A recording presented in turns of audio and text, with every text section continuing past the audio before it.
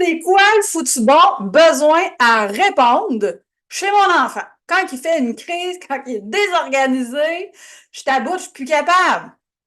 Je suis Laetitia Adam, coach familial hypnologue, et j'accompagne les familles et les intervenants qui sont avec des enfants âgés entre 0 et 12 ans pour un quotidien plus léger.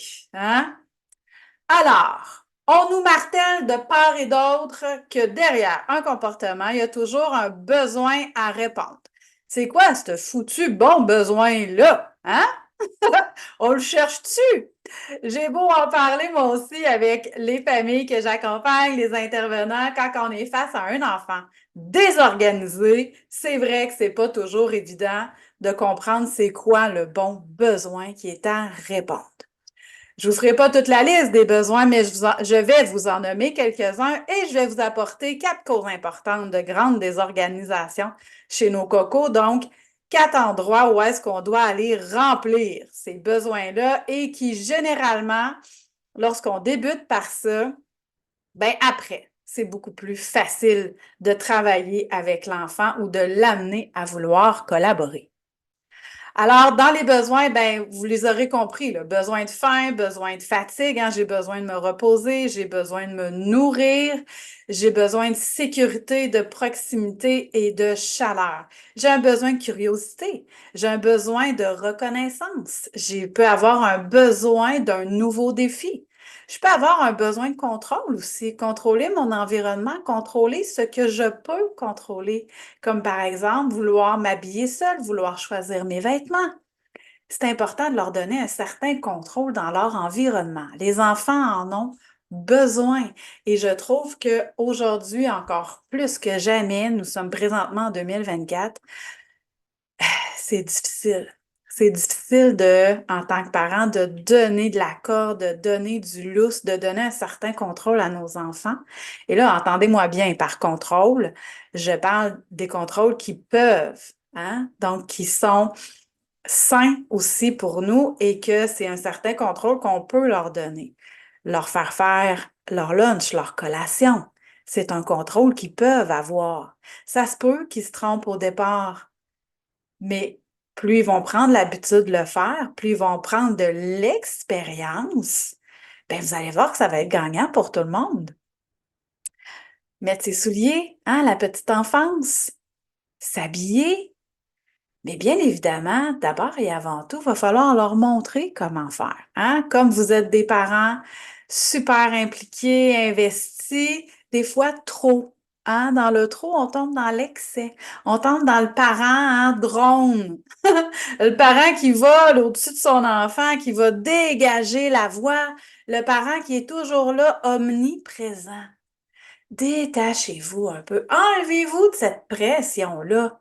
Hein? Vous êtes épuisé. Ou vous allez vous épuiser, je vous le dis.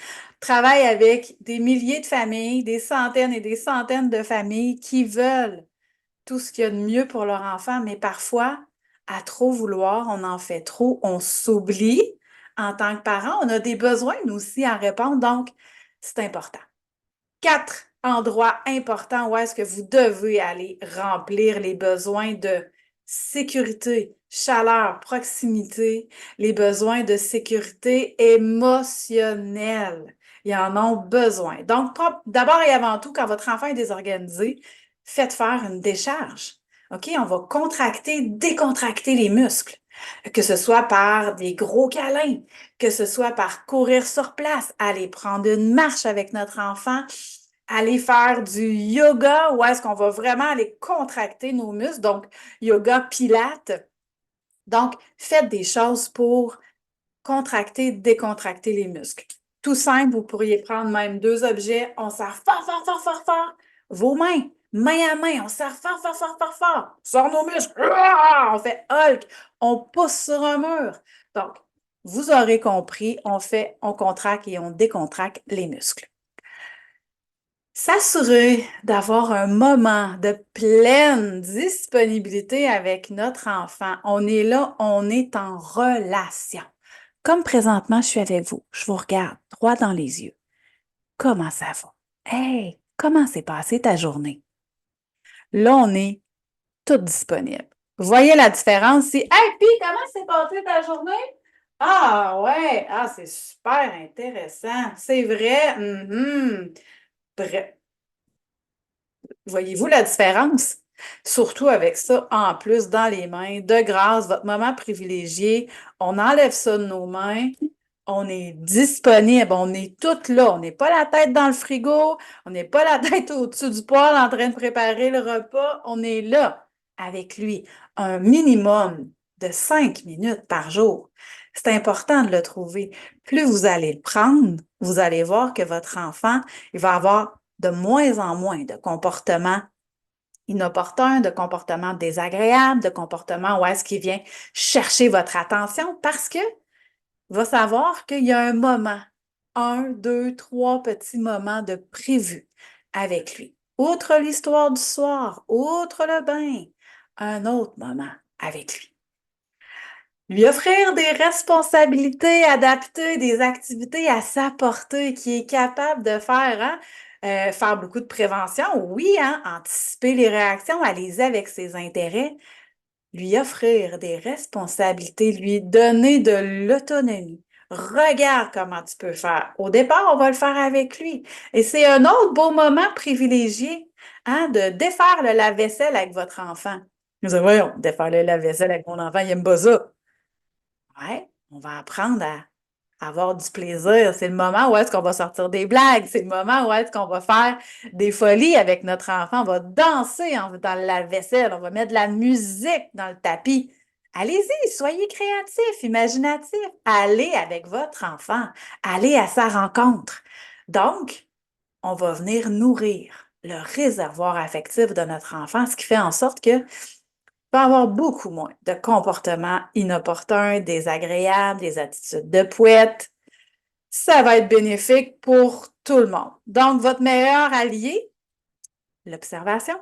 Observez vos cocos, observez comment ils sont, observez le corps. Est-ce qu'il est rigide, rigide, rigide? Est-ce que mon enfant arrive de la garderie puis il est déjà tilté? On va faire une décharge.